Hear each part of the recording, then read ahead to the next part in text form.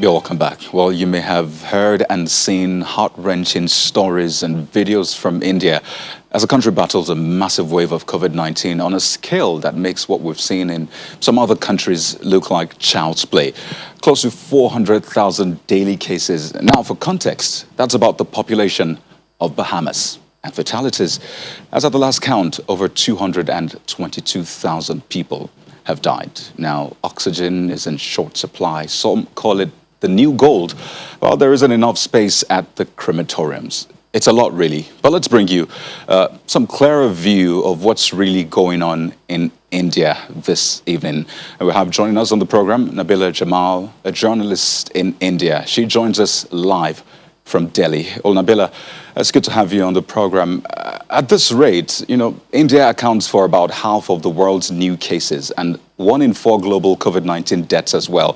Well, the natural question a lot of people have asked time and again is, how did this happen? Well, thank you very much for having me. I wouldn't exactly be able to define a reason to why this happened, but certainly India wasn't prepared for a crisis like this. We did know that a second wave was impending, but we did not know that this was the magnitude with which it's going to hit the country. Experts, the scientific community say that this could be the mutant variant, which is a lot more virulent, a lot more deadlier. And this is the mutant strain that's found in India, at least unofficial reports, as unofficial reports as now go by. At least 103 mutant variants of the COVID-19 virus has been found in India. Again, this is unofficial reports. There's no certain specific data on this as yet. Right now, genome sequencing is still underway, where they're still trying to understand the nature of the mutant virus. But we do know that what we do know right now, that this particular mutant is a lot more infectious and a lot more deadly. It's resulted in at least over 3 million deaths that we look at today.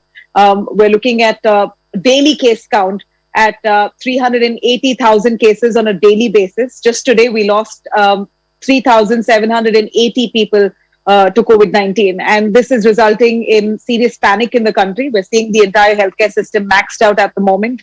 And we are seeing serious shortage of supplies, medical equipment, medical staff who are currently not sufficient enough to really treat this onslaught. The people who are coming into the hospitals are a lot more than what the infrastructure is currently that would cater to. India never imagined a crisis like this, and this has really hit us hard.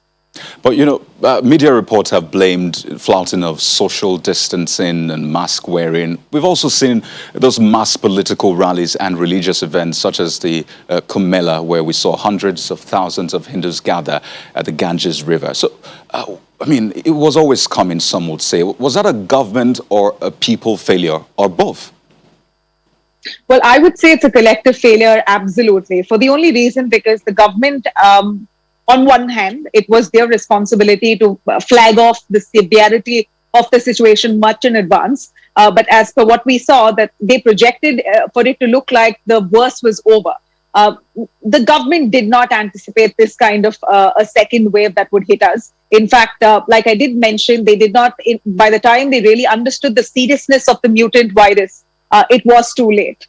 So it appears that they flagged it off a little too late. By then, people had already relaxed and, India took a victory lap. We felt like the worst was behind us. We started off with a great footing. In fact, India was the one who's very initially on, started off with the vaccination drive. In fact, supplied vaccines to several countries. We've supplied about 64 million vaccine doses to about 84 countries. And we started off on a really strong footing. We went into an early lockdown, and that was all thanks to the government at that point of time.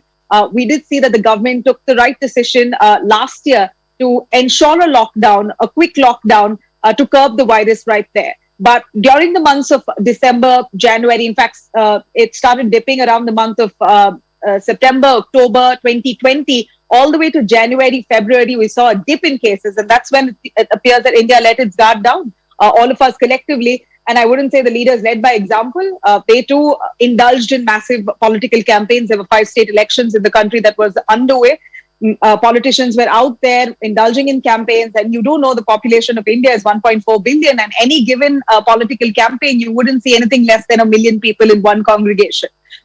We had religious congregations, various festivals. People celebrated India as a country that that indulges in religious activities very earnestly. And we saw people coming together in large numbers, and there was no restriction. And that was what I think led to a massive collapse. You know, I don't know if it's too early to ask, but when is India likely to peak? Well, I think we're living the peak at this moment.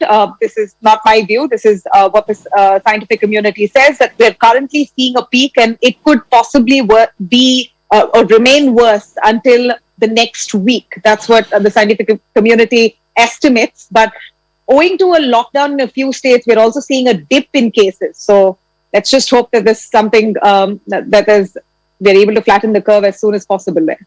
Okay, just one more thing, Nabila. We've seen help coming in from, parts of the world, the UK, US, Canada, UAE, Singapore, sending in medical supplies.